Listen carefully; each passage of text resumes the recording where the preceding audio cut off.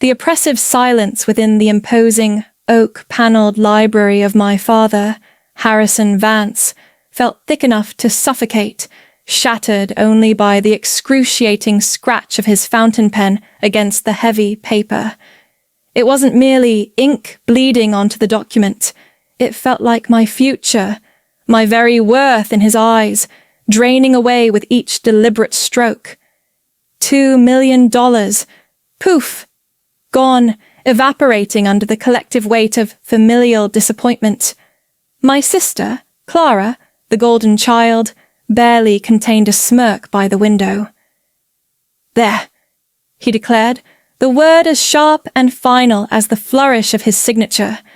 Harrison slid the thick stack of trust fund transfer documents across the gleaming expanse of his antique desk. "It's done. All $2 million will go to Clara instead. My name is Jenny Vance, and at 28 I was being written off." My mother, Eleanor, let out a practiced sigh from her leather armchair. "Oh, Jenny," she lamented, "if you had just followed Clara's path to law school. If you'd simply applied yourself." "I did apply myself," I countered, keeping my voice low, watching my father's jaw tighten. "Just not to the life you designed for me." His face hardened. "Playing with computers in that cramped city apartment isn't applying yourself," he shot back, standing abruptly, towering over the desk in a display of authority. "Your sister is on track for partnership at Augustine and Sterling at 32. A real career. And you? You're coding websites for small businesses, aren't you?" The comparison hung in the air, heavy and demeaning. I could have corrected him then, right there in that suffocating library. I could have explained that what they dismissed as merely playing with computers was, in fact, the meticulous development of Aura Analytics, an artificial intelligence-driven financial technology platform poised to disrupt global markets. I could have casually mentioned the upcoming Series B funding meeting I had scheduled for the following week with venture capitalists who had already floated a preliminary valuation of $350 million for my company. But I didn't utter a word of it. Decades of ingrained family dynamics had taught me a harsh lesson. The Vances saw only what they wanted to see, what fit neatly into their preconceived notions of acceptable success. "You're right," I stated instead, my voice steady as I rose to my feet. "I'm clearly a disappointment. Clara deserves the money far more than I do." For a fleeting second, Clara shifted uncomfortably by the window, a flicker of the sister I once knew, the one who shared secrets and dreams before parental expectations built an insurmountable wall between us. "Jenny," she began, but I cut her off with a raised hand. "It's fine, Clara. Really. Congratulations on the partnership track. You've earned this." As I walked towards the heavy oak door, my mother called out, "Will you at least join us for dinner?" "Your father reserved a table at the Sovereign Club to celebrate." I turned back, taking one last mental snapshot. Father's disapproving scowl, mother's practiced worry, Clara's conflicted mix of triumph and guilt. No, I wouldn't be joining their celebration. "I have a meeting," I said simply. "Enjoy dinner." The drive back through Boston traffic gave me the space I needed to process, the city lights blurring past my window. The trust fund had never truly been about the $2 million. I was already generating more than enough revenue with Aura. It was about the symbolism, the final, unequivocal withdrawal of parental approval. My phone buzzed. A text from Alex, my chief technology officer. "Venture capitalists moved the meeting up to tomorrow. You ready?" A small smile touched my lips as I thought of the polished presentation we'd prepared. "More than ready," I typed back. "Time to change the game." Reaching my South End apartment, the cramped space my father had sneered at, I kicked off my heels and walked straight to my home office command center. Wall-mounted screens glowed, displaying real-time data streams from Aura's latest AI test runs. Numbers scrolled relentlessly, each one a testament to another successful market prediction, another validation of what we'd built. A soft chime announced an incoming video call. Alex's face appeared, energetic but slightly concerned. "Hey," they said. "How'd it go with the Vance clan?" "About as expected," I replied, running a hand through my hair. "Dad officially signed over my trust fund to Clara. They're celebrating at the Sovereign Club right now." Alex shook their head. Their loss. Ready to show those venture capitalists what real success looks like tomorrow.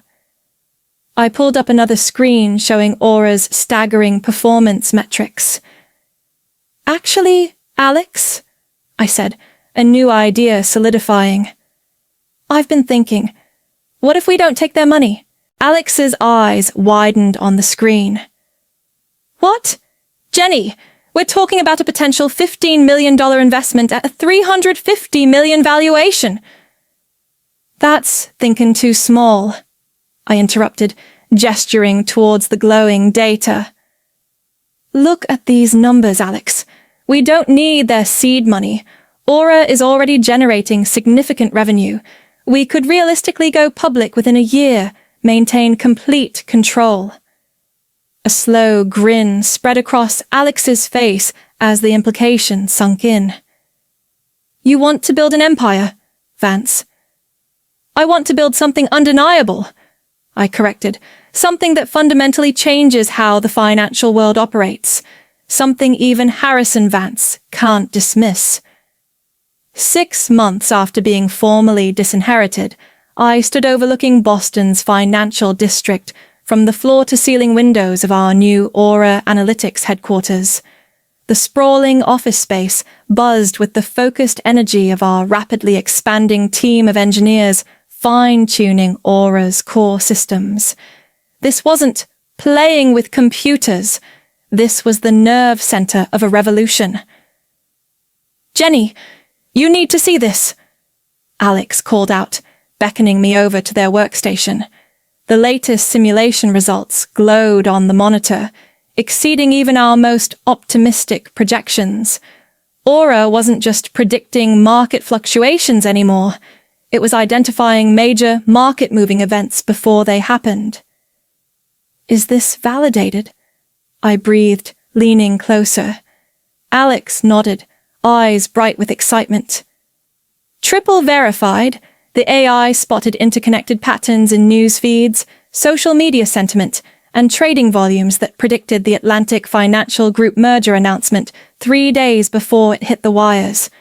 If this had been live trading, we would have made billions," I finished softly. "Compliance? Clean." Alex confirmed instantly. "Aura isn't using insider info. It's just exponentially better at connecting the publicly available dots than any human team could ever be." My phone buzzed.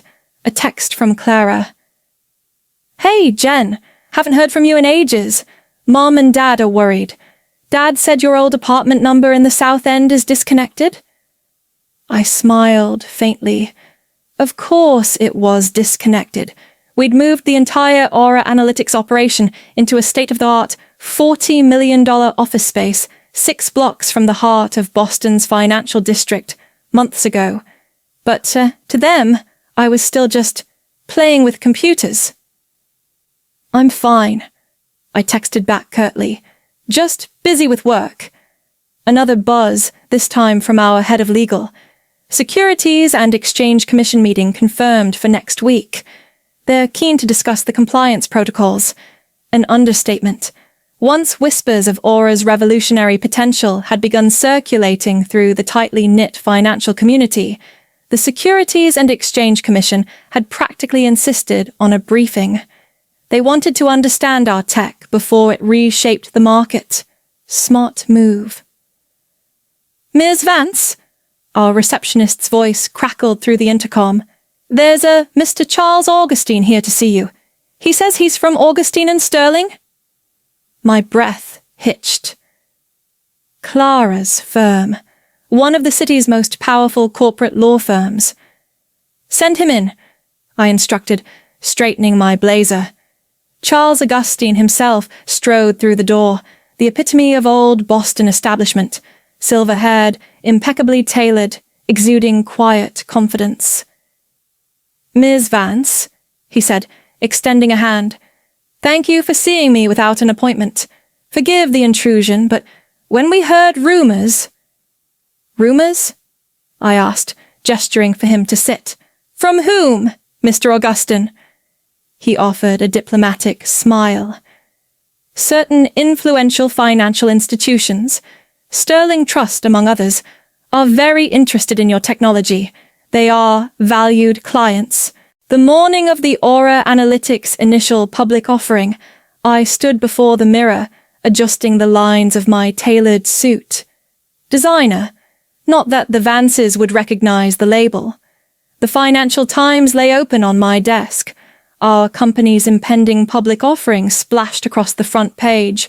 Aura Analytics set for landmark tech initial public offering. Expected valuation, $900 million.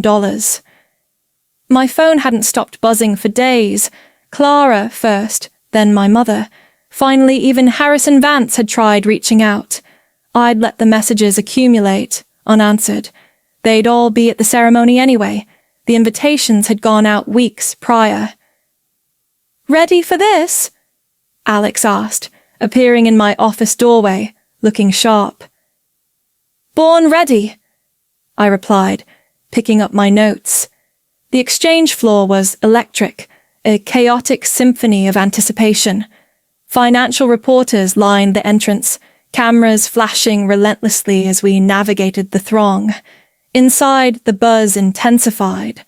Our Aura team gathered near the iconic Bell podium, alongside senior representatives from nearly every major bank and financial institution in Boston and beyond.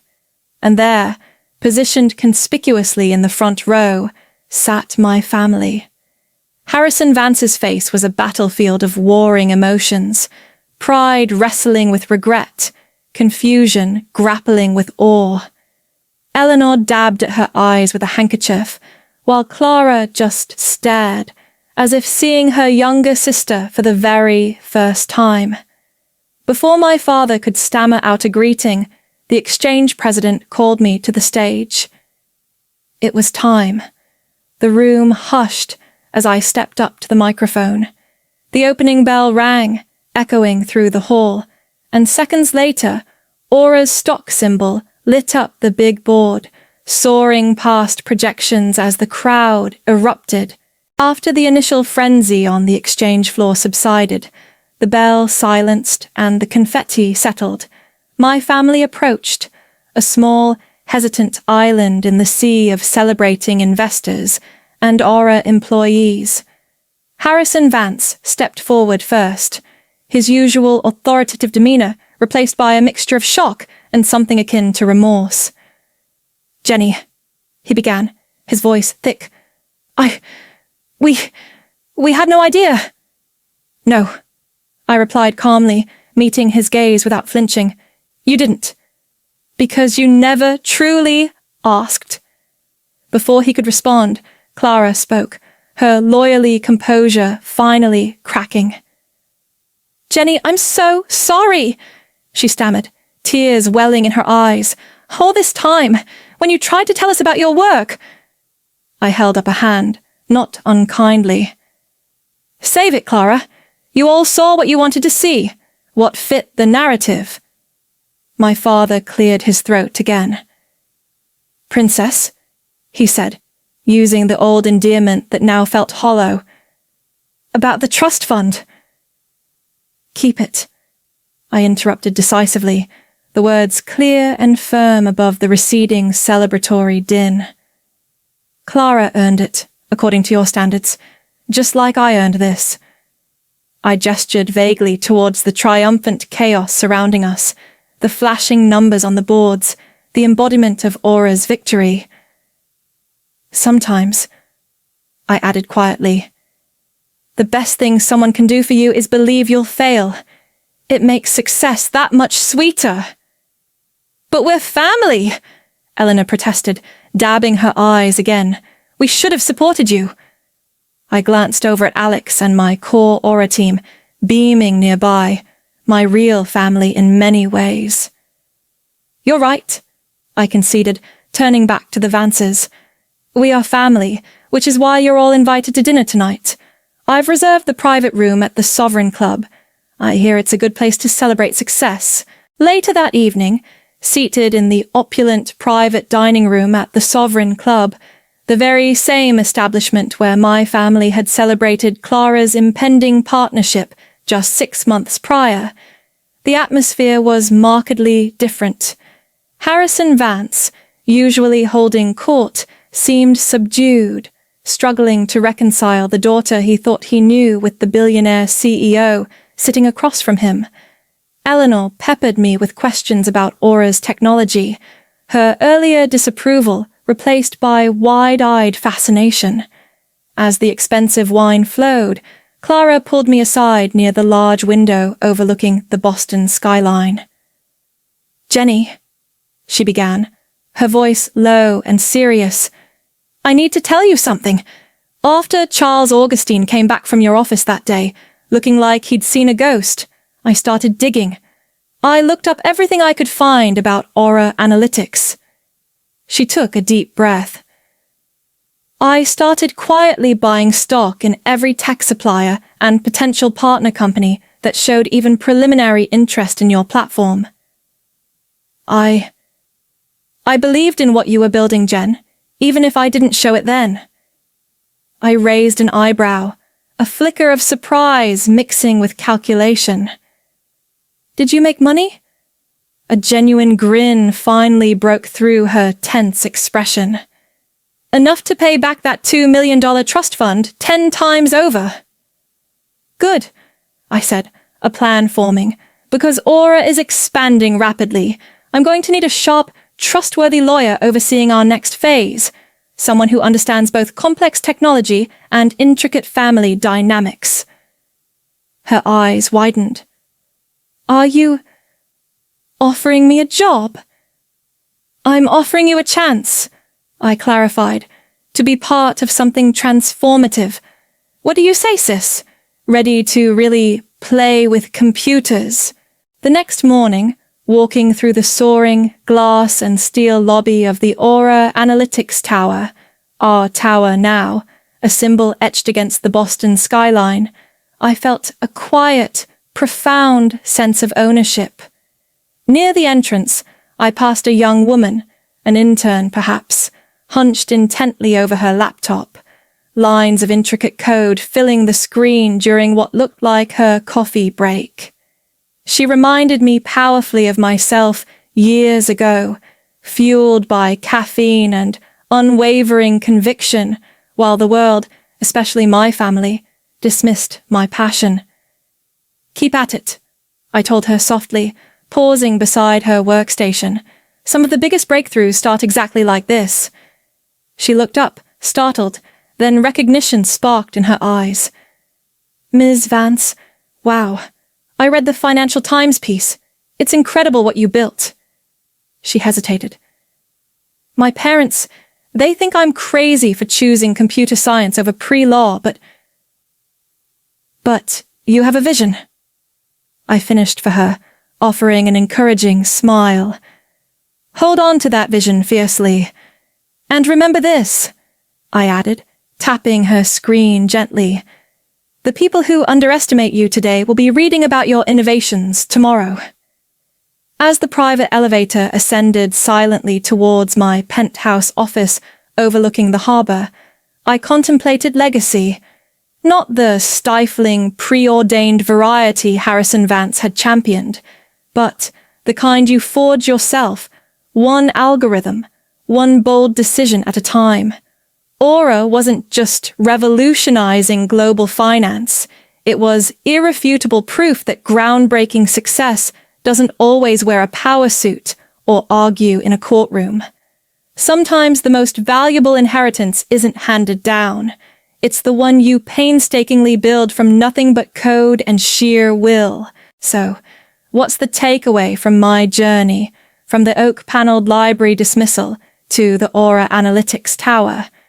It's this.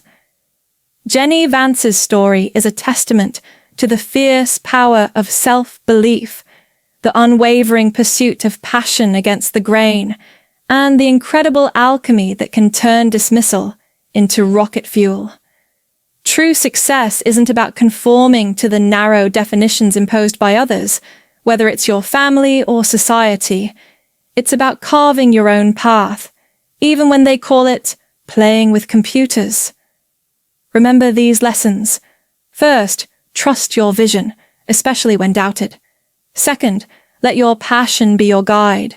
It holds more value than any predetermined career track. Third, don't just endure negativity, harness it. Let skepticism drive you harder. Fourth, realize that proving yourself right to yourself is infinitely more satisfying than proving others wrong. And finally, dare to redefine what success looks like on your own terms. Building a billion-dollar tech empire from scratch is just as valid, just as prestigious as any corner office. Have you ever faced similar doubts pursuing your own dreams? Did my story resonate? Share your experiences or biggest takeaway in the comments below. If this inspired you, please like and share to spread the message. Follow us for more stories of resilience and redefining success. Now, go out there and start building your legacy.